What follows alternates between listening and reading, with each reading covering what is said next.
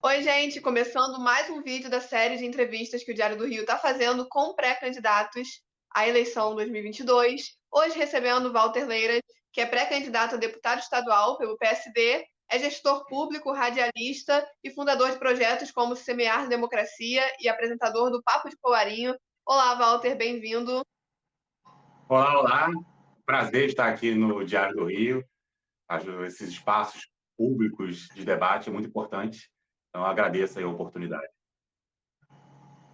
Bom, para a gente começar, queria saber qual vai ser a sua principal bandeira como deputado, caso você seja eleito.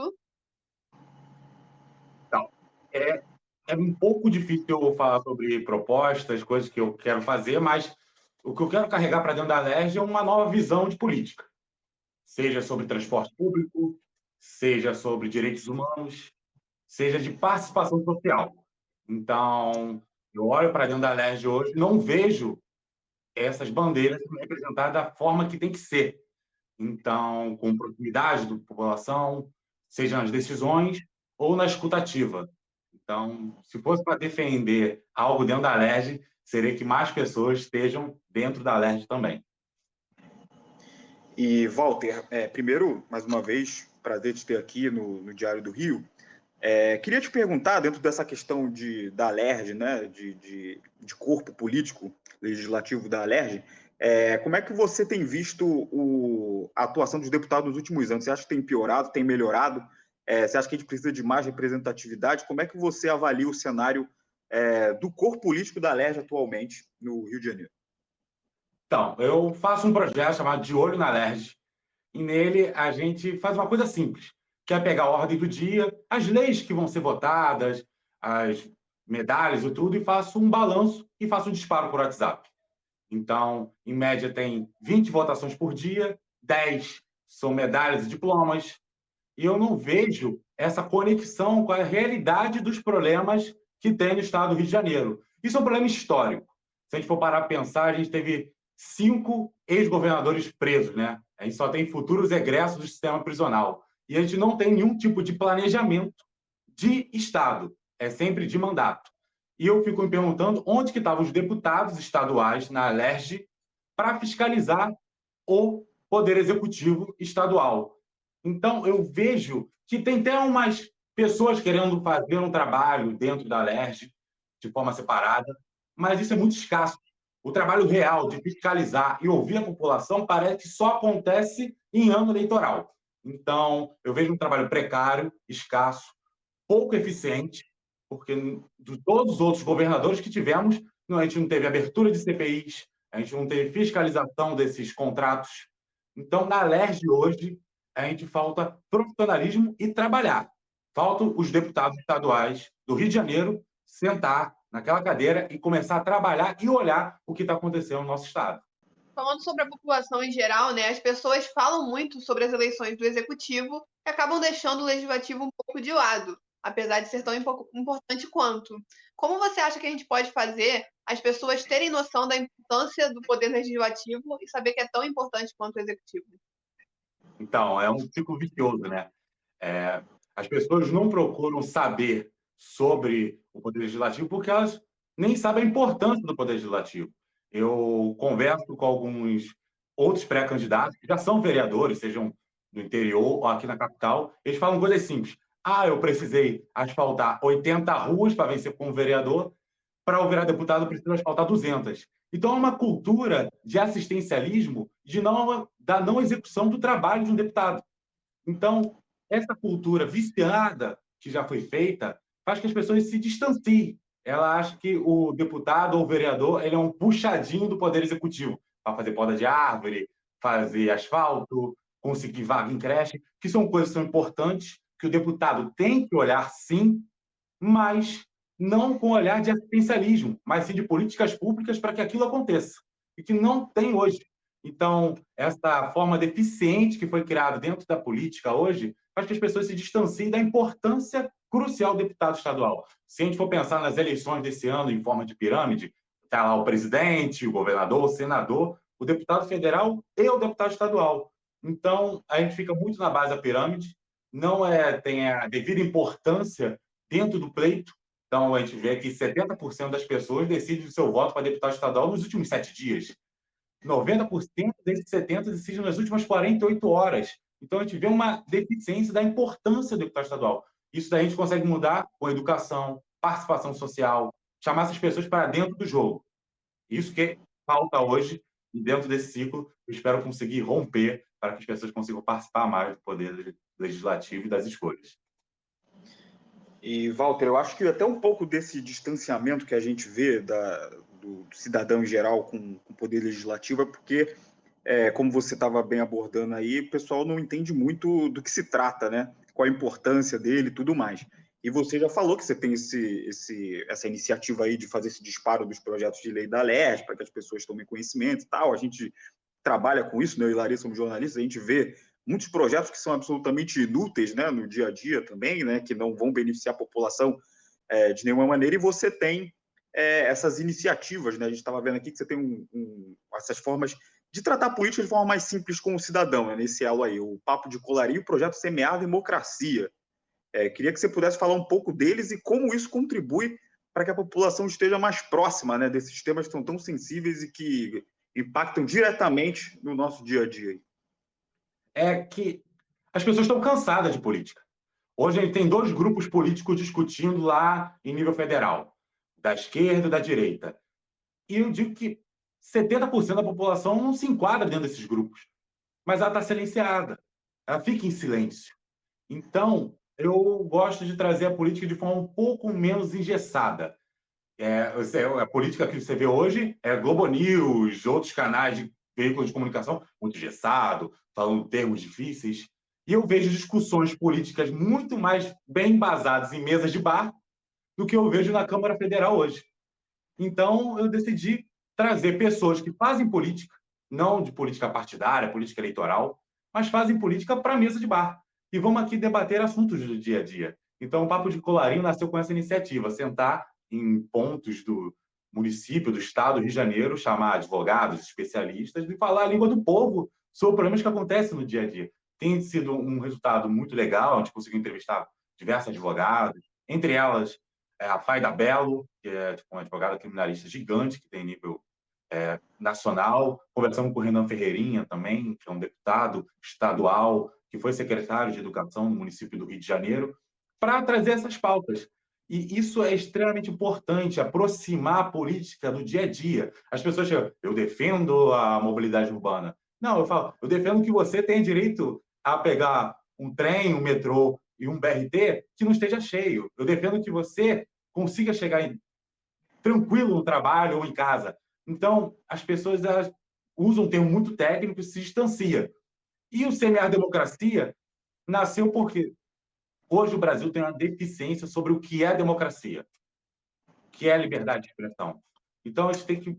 As pessoas não sentam mais na mesa para conversar, mas sim para defender esses pontos e não conseguem dialogar. Então, o Semear Democracia é chamar pessoas com pensamentos diferentes para sentar na mesa e discutir como a gente consegue realmente resolver os problemas do Estado do Rio de Janeiro, do Brasil, e trazendo os seus pontos, mas naquela mesa tem que ter uma solução. Então, é de esquerda, direita, não importa.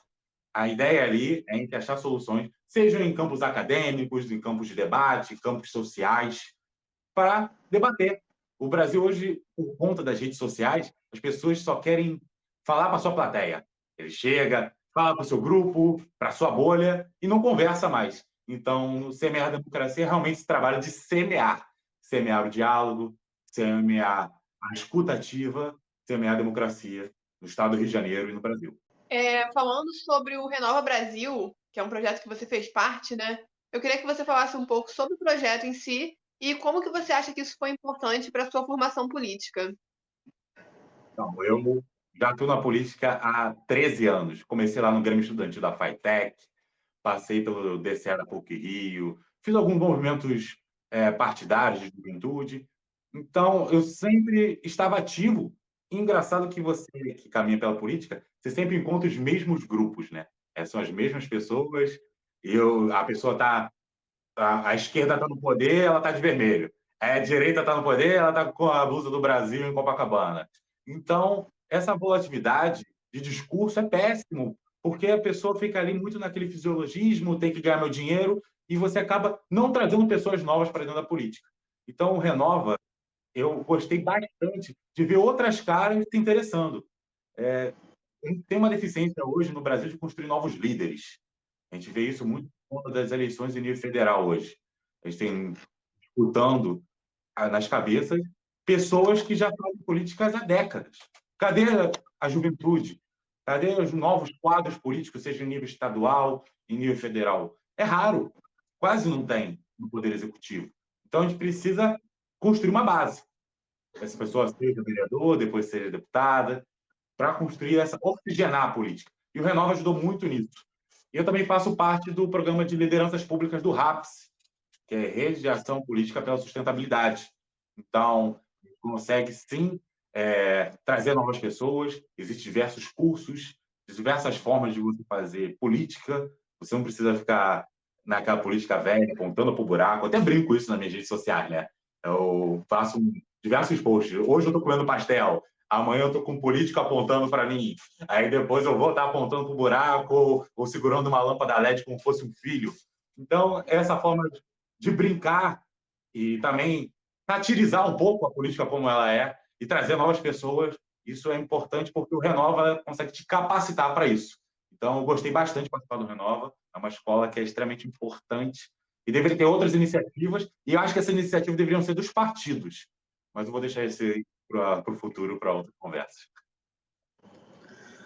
Ô, Walter, eu queria saber, dentro desse, você abordou essa questão de cenário polarizado e tudo mais que a gente tem vivido no Brasil, e isso certamente vai se acirrar conforme as eleições forem se aproximando, né? A gente já vive um fla-flu político muito grande, e até outubro certamente a gente vai ter muitas consequências disso, que são questão de fake news, questão de até, a gente teme até pela integridade física de algumas pessoas, né, que possam estar fazendo suas políticas na rua, porque a política tem que ser feita na rua, enfim, tudo mais.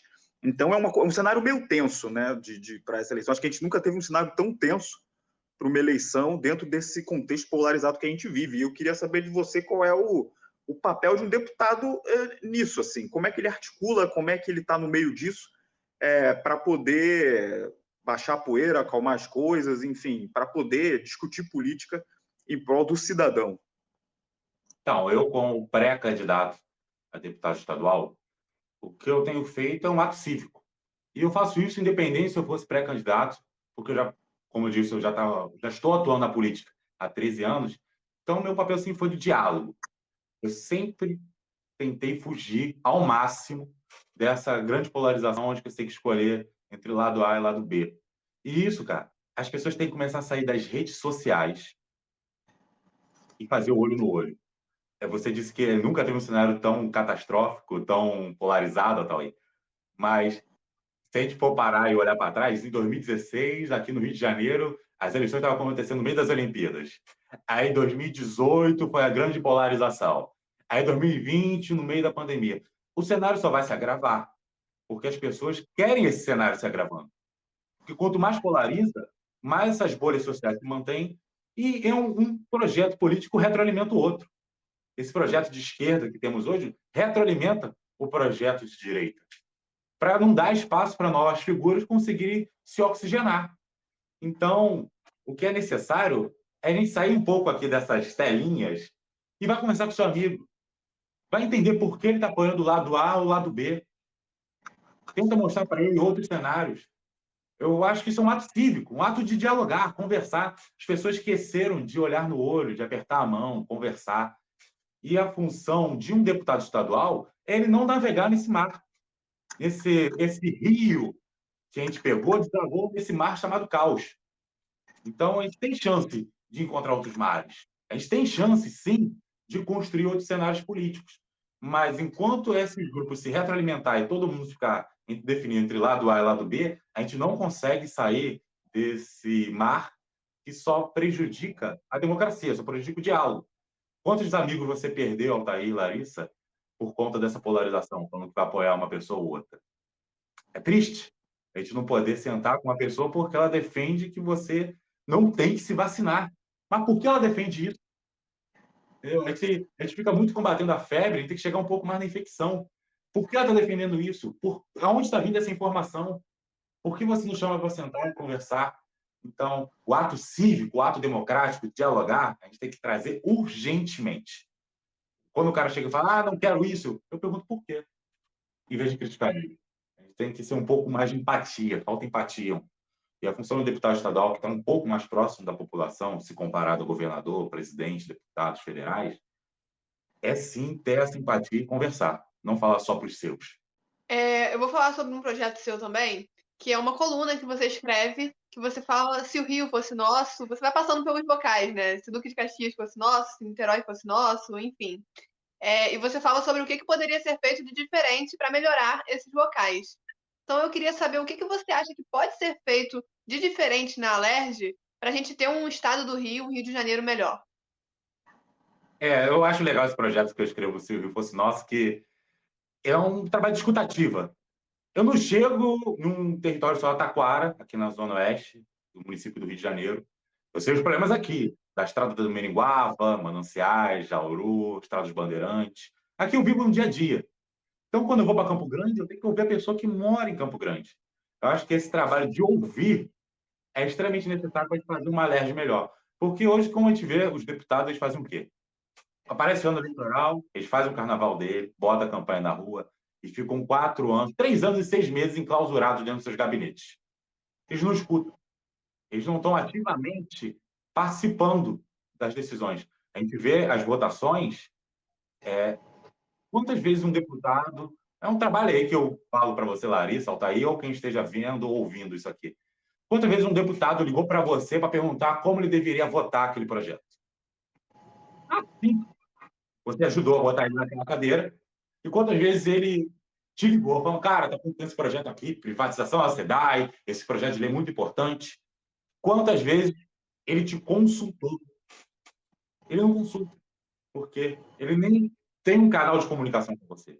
Ou o contrário, quantas vezes, é um trabalho simples, liga agora para o seu deputado estadual que tu votou em 2018 e pergunta como ele votou os últimos 5 projetos de lei e por que ele votou daquele jeito. Se ele te atender, já vai ser um sacrifício ele te atender, vamos ver como ele responde. Sem lembrar, porque às vezes o cara nem lembra, o cara vota de qualquer jeito. Ele chega lá, bota, cutuca o cara do lado e fala, aí, ó, vai votar como? Aí o cara, vou votar assim, vou votar assim. Então, falta essa participação, falta a Alerj ser nossa. Eu vou até escrever que a Alerj fosse nossa, o que falta ali. Então, falta as pessoas participarem, gente. Parece que o eleitor ele só é consultado em ano eleitoral. Então, falta participação social. Então, para a Alerj ser nossa, a população tem que estar dentro dela, não somente os deputados. Walter, queria te perguntar agora, cara, que a gente pudesse entrar numas questões mais profundas, né, umas feridas mais do Rio de Janeiro, que são questão de saúde, segurança, enfim, mobilidade e tudo mais. A gente sabe que você está como pré-candidato, né, não pode falar ainda, né, abertamente sobre questão de propostas e tal, mas a gente pode saber como você pensa, né, você como morador da Taquara, você relatava para a gente em off, e agora disse também que convive aí no dia a dia do bairro e tudo mais. E eu queria começar perguntando sobre segurança pública, assim, como é que você tem avaliado as iniciativas que têm sido feitas com relação a isso? Como é que você enxerga o cenário da segurança pública como um todo no Rio de Janeiro? E o que você acha que pode melhorar? Que a gente sabe que tem muita coisa para melhorar, na verdade, né? Então, como é que o Walter, e aí não como pré-candidato, não entrando na questão de proposta, mas como o Walter, morador da Taquara, pensa a questão de segurança pública?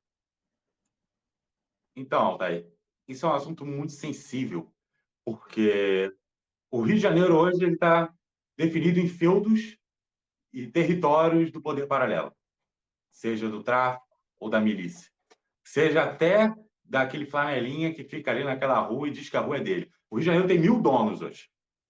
E nenhum desses donos é a população. Você vai na esquina, tem um dono, você vai num bairro, tem um dono, você vai naquela rua, tem um dono. O Rio de Janeiro tem donos. Em questão de segurança pública, falta inteligência do governo do Estado para agir de forma eficiente. Porque hoje, o que a gente vê nessas operações policiais é que virou um moedor de carne. Ele manda a polícia, vai lá, ele mata, aquele policial mata e morre, por uma guerra que não tem sentido essa guerra, manda esses policiais sem nenhum tipo de preparo, sem nenhum tipo de equipamento, para, no dia seguinte, toda aquela operação do Poder Paralelo está funcionando a todo em pleno vapor, como se nada tivesse mudado. Então, o Estado tem que parar de entrar em comunidades, em zonas, territórios, seja o tráfico da milícia, só dentro de caveirão ou em ponta de fuzil. Tem que ter política pública, inteligência. Você vai, entra, vitimiza um montão de gente e não resolve o problema. Então, a gente precisa de uma secretaria de inteligência no governo do Estado, que realmente trata esse assunto com a sensibilidade que ele tem que ter. Porque tem que começar a quebrar o poder financeiro.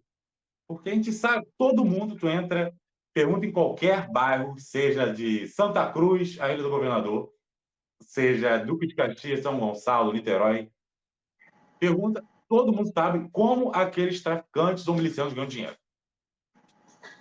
Então, porque o Estado não atua exatamente o que mantém eles lá, que é o dinheiro.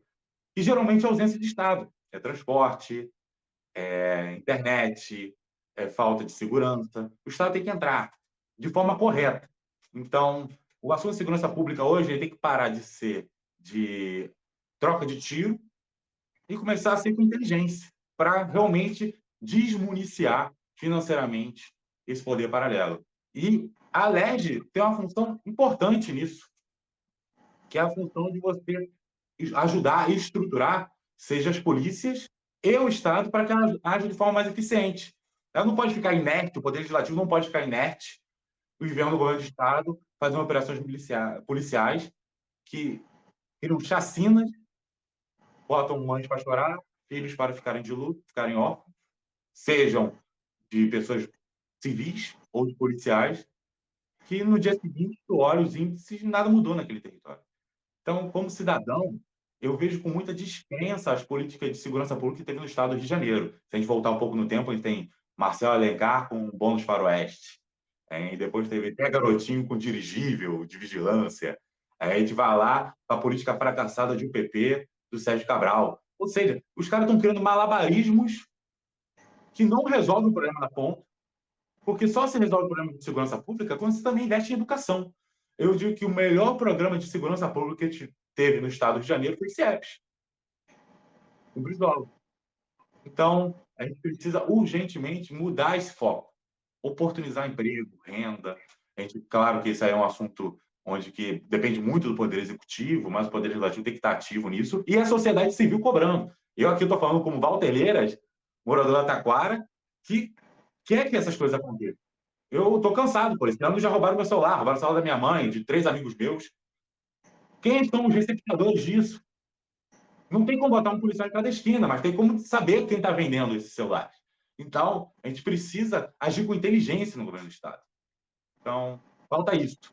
Falta o governo do Estado olhar com acessibilidade e parar desses malabarismos que tentam, ainda mais em ano eleitoral, né? Que é o cara que quer posar, Witzel descendo do helicóptero, batendo palma para sniper. Essas loucuras têm que acabar, cara. Tem que acabar para ontem. Porque cada vez que o Estado falha, um jovem morre. Uma mãe brasileira. Então, a gente precisa, para ontem, mudar isso. Ô, Walter, ainda nessas questões mais sensíveis, eu queria falar com você sobre transporte público. Você, como morador da Taquara, certamente sente na pele os horrores que são os principais transportes de massa que a gente tem hoje, seja o BRT, que atende essa área da Zona Oeste também, o trem da Supervia, que sempre está com problema também, sempre está parado, ou até os ônibus, né, que a gente teve aí a pandemia e pararam de circular, enfim, estão voltando, mas não voltando, toda aquela coisa. Então, eu queria saber como é que você pensa também a questão do transporte público, que é um dos temas que mais, certamente, um dos temas que mais serão debatidos aí nas próximas eleições, sobretudo aqui no Rio de Janeiro. Eu queria saber como é que você pensa esse cenário todo de transporte público no Rio. Altair, é um cenário catastrófico. O Rio de Janeiro não consegue fazer um plano de mobilidade urbana a longo prazo. A gente tem estações. Hoje, a estação da Gávea custou 10 bilhões de reais, sendo isso 7 bilhões superfaturados, para criar insegurança para todos os moradores da região. Só isso. Você não mudou em nada. Então, a gente pensa, eu até escrevi, se o metrô fosse nosso, né? Porque metrô é desenvolvimento. A gente pode usar o case de São Paulo aqui do lado, que quando o metrô chega num bairro ou num território, aquele bairro melhora o índice de DH, melhora o desenvolvimento econômico, melhora a segurança. Então, tem projetos que é a longo prazo. A gente começar a pensar um metrô que passe pela Alvorada. Chegue pelo menos na Alvorada, gente. A gente está chegando. Um dos grandes terminais de transporte do Rio de Janeiro não tem metrô. Então, o metrô tem que chegar minimamente na Alvorada. O metrô tem que chegar em Santa Cruz. Tem que fazer conexão com o trem. O metrô tem que chegar em Duque de Caxias. O metrô tem que chegar em São Gonçalo. Mas são investimentos bilionários. E a gente sabe que o Estado do Rio de Janeiro está parcialmente falido. As contas são postergadas para que a gente consiga respirar. Então, mas tem coisas que podem ser feitas a curto prazo. Por que o metrô não funciona 24 horas? Porque o metrô está valendo, está com esse preço de R$ 6,50, que é um absurdo. Porque o trem está sempre com problema. Será que essa concessionária ela tem realmente condições de ficar com esse sistema de trem? Não está na hora de começar a revisar isso? Porque as barcas não funcionam, estão sem parada. Porque não tem mais linhas de barcas, principalmente no final de semana. Porque a gente não consegue levar outros tipos de transporte para São Gonçalo, talvez por nariz, com barcos também. São questões pontuais que conseguem ser resolvidas em curto prazo. E falta vontade política no governo do Estado. Por faltar essa vontade política, que o município do Rio de Janeiro tem que tentar abraçar o mundo. BRT não é transporte de massa, é de alta capacidade. Não era para ele fazer esse trajeto sozinho. Então, quando o Estado se ausenta, o Rio de Janeiro tem que ficar fazendo malabarismo, que é aquele puxadinho do lote zero, do Jardim Oceânico para Alvorada, aquilo daí é para ser feito com o metrô. Então, a responsabilidade do BRT não está funcionando corretamente, vem muito também prefeitura, essa gestão pegou diversos ônibus sucateados, entregou com tantas ônibus na garagem, voltou com quase 30%, 50% a menos, mas a prefeitura do Rio de Janeiro e de nenhuma cidade metropolitana consegue resolver a questão de transporte sozinha. O governo do estado tem uma função importantíssima, que é fazer as coisas funcionarem. Então, precisa ter um plano de longo prazo, a gente precisa realmente de um plano diretor de transporte público para o governo do estado. A gente precisa que, no curto prazo, o metrô funcione pelo menos 24 horas, com horários passados, sei lá, a gente tem que ver, tem que sentar com a concessionária. Eles têm que estar nessa mesa. O que falta é o custo, mas esse custo alto que vocês estão botando faz que pessoas não peguem. Porque se eu vou daqui até ali e eu pago R$ 10 em algum transporte por aplicativo, por que eu vou entrar no metrô e às vezes ele nem vai pegar? Por que eu vou entrar numa estação de trem que eu não sei se vai estar lá? Então, esse sucateamento é muito também por conta do preço. Então, a gente tem que ter noção que temos que resolver esse problema no curto prazo, tem que ter projetos de Estado, não de governo, no longo prazo, para que esses problemas de transporte comecem a ser resolvidos. Valdo, só antes de passar para a Larissa fechar, se ela me permite, é claro, queria ver também só mais duas questõezinhas que, na verdade, englobam uma série de coisas, né?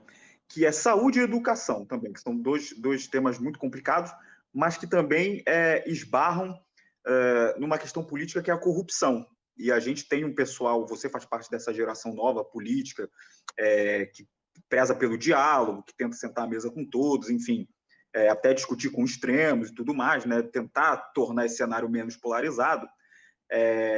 E a gente tem, de um lado, a saúde, do outro lado, a educação, que são esferas que sofrem muito com a corrupção, né?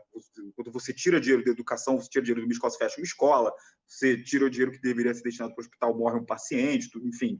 A gente sabe que esses dois serviços são muito precarizados, muito por conta da corrupção, que a gente pode dizer da chamada velha política, porque a gente tem pessoas como você que estão vindo aí agora para tentar fazer esse movimento de renovação. Então, queria saber de você sua opinião sobre o cenário de saúde e educação e também de como a corrupção afeta não só a saúde e educação, né, mas também afeta a questão de segurança, a questão de mobilidade urbana, mas principalmente saúde e educação, que são temas ali que estão muito próximos da população, né? Porque muitas vezes a criança não tem escola, não tem um hospital para isso, já dificulta muito a vida dessa criança, e aí dificulta uma série de outros projetos, né, como segurança pública, enfim. Queria entender de você, então, todo esse cenário. Corrupção na política e como ela impacta nessas políticas públicas, sobretudo saúde e educação. Então, quando a gente fala de participação do cidadão, A gente está falando exatamente de combate à corrupção. Imagine uma mesa onde que de um lado está o Poder Executivo e do outro lado os participantes dos pregões da licitação. Eu fiz parte de um projeto que era o Observatório Social do Brasil aqui no Rio de Janeiro. E aí nosso trabalho era simples, fiscalizar as contas do município do Rio de Janeiro no ano de 2017, 2018. Era trabalho, você olhar a licitação, chegar, esse valor aqui está um pouco exorbitante, o Poder Executivo, isso aqui está certo? Então, essa participação social é extremamente importante para acabar a corrupção. Porque se você bota mais pessoas nessa mesa, é aquela política do carcereiro, né? Só o carcereiro nunca pode ter mais do que uma chave da porta, uma porta da prisão. Então, você tem 30 portas, tem que ter 30 carcereiros. E a população são esses outros carcereiros. Então, quando o corrupto ele quer negociar com o empresário para fazer tirar o dinheiro da saúde, da educação, ele pode até sentar com o Poder Executivo. E esse cara pode até, no futuro, se corromper, como a gente vê aí nas páginas de jornal. Mas se na próxima porta tem Dona Maria de Santa Cruz, que olha todos os pregões todo dia. Aí na outra porta, seu João, que lê no caminho do trabalho, no trem, como está sendo aquela votação. Depois o Eduardo, de São Gonçalo, que está nas barcas, né, ali no intervalo do almoço também ele acompanha. Então, se você bota mais pessoas nessa mesa, é muito mais difícil esse cara cometer um crime. Então, esse ato de você criar transparência, a fiscalização ativa da sociedade, é para combater a corrupção. Porque isso é um trabalho também do Poder Legislativo, que ele tem que chegar ali e incentivar a população de participar. O deputado tem que chegar e falar para os seus eleitores, para os seus apoiadores, chegar, vai ter esse pregão aqui, vamos me acompanhar. Porque é muita coisa que acontece nesse Estado. Não existe gabinete de deputado que consiga olhar tudo. Não existe central de imprensa que consiga acompanhar tudo. Nem se você botar 1.000 pessoas, não vai dar. Isso é um trabalho coletivo. Então, as licitações estão ocorrendo próximo daquele bairro, as populações daquele bairro têm que poder acompanhar. Tem que receber aquilo, sabe, por WhatsApp, como está o andamento. Então, as pessoas têm que participar mais da política para que a corrupção não aconteça. Porque quanto menos pessoas participam, mais o cenário fica predatório e os caras ficam ali dominando o jogo. Então, a gente precisa botar as pessoas para participar. Então, a questão da saúde, ainda mais que a gente passou agora, está na pandemia, mas os picos passaram, as pessoas estão se vacinando, quarta dose, doses de reforço. Então, isso foi muito sensível, porque a gente viu exatamente como a não participação pode matar literalmente a pessoa. Teve caso de Manaus, tem oxigênio, tivemos caso de atraso de vacina, tivemos hospitais de campanha superfaturados, que fez um outro governador do estado de Janeiro também cair. Então, essa participação no dia a dia, e eu acompanhei isso dia a dia também por conta da minha mãe, auxiliar de enfermagem, trabalha no hospital público, ela ouviu o sucateamento que estava acontecendo naquele momento. Então, eu vi minha mãe chegando estressada em casa, porque não tinha contingente de pessoas para o número de pessoas que estavam doentes lá. Então, a gente precisa mudar esse cenário, E aí esbarra também com a educação, né? Porque se a gente faz uma cultura de transparência, de acompanhar os políticos, seja do ensino fundamental ou ensino médio, esse cenário muda drasticamente, mas não existe ato milagroso, não é do dia para a noite. Isso aí tem que ser plantado para que daqui a 10 anos, 15 anos, a gente tenha um reflexo desse acompanhamento. Então, esse ato de fiscalizar as pessoas estar ali no dia a dia, vocês como repórter, que devem ver tantos estresses quanto eu também vejo quando a gente abre diários oficiais aí pelo estado do Rio, é assombroso, é assombroso. Quem tem medo aí dos jornais policiais, porque não abre o diário oficial do estado do Rio de Janeiro. Então, a gente precisa fazer essa política de fiscalização e tornar isso mais acessível.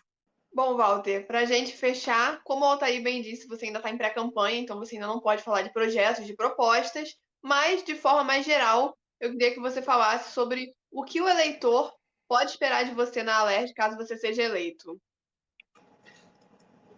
O que eu digo que a campanha é feita por pessoas, quando permitir, a gente vai caminhar com as pessoas, passar as convenções partidárias, mas é um ato social, gente.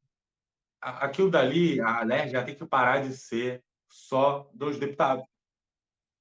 As pessoas têm que entrar junto com as pessoas que vêm. Isso é um ato cívico. Não importa se você vai votar num cara de esquerda ou direita, não importa. Você tem que entrar junto, tem que tomar as decisões junto durante 4 anos.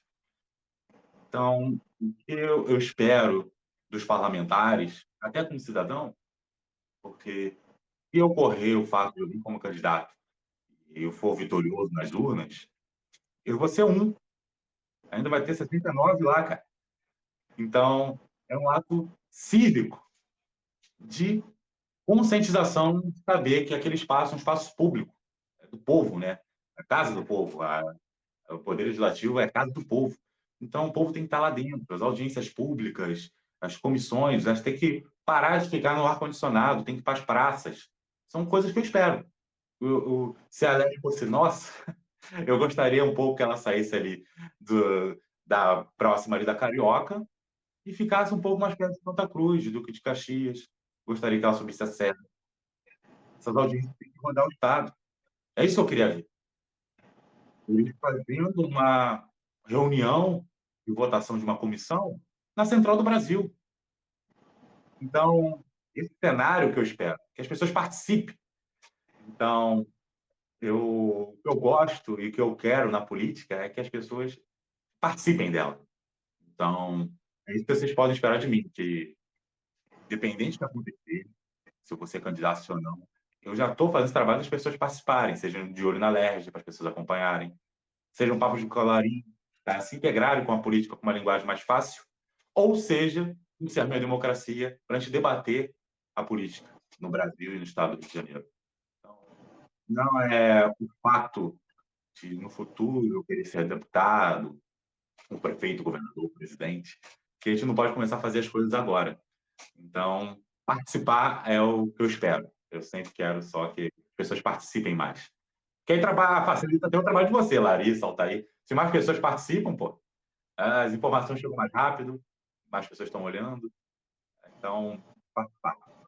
Esperança, né? Esperança que as pessoas participem. Perfeito, Walter. Te agradecer por ter batido esse papo com a gente, falado um pouco sobre suas ideias, sua visão política e agradecer por todo mundo que está assistindo, que está acompanhando a gente. Obrigado a todos aí que assistiram. Eu vou fazer aqui o meu jabazinho, Walter Leiras, no Instagram, Facebook, TikTok, lá eu também estou fazendo um dancinho. Então... Obrigado. Tem um papo de colarinho também, só jogar aí no YouTube, no Instagram. Então, me acompanha lá, está sempre conversando, dialogando. Não tem assessoria, aqui é só eu mesmo, vai olhar aqui, é sempre só eu, não tem ninguém, vocês vão estar falando diretamente comigo. Então, me acompanha, vamos ter esperança aí, vamos criar canais de diálogo e a gente esbarra aí nos cafezinhos e chopps que a vida proporciona. Obrigado, pessoal. Obrigada, Walter. Lembrando você que está assistindo que o Diário está fazendo uma série de entrevistas com pré-candidatos para as eleições de 2022, entrevistando pessoas de todas as visões, todos os partidos, todos os ideais políticos. Então, é só ficar ligado aqui no canal do YouTube do Diário para acompanhar essa série completa. Tchau, tchau, gente, e até a próxima.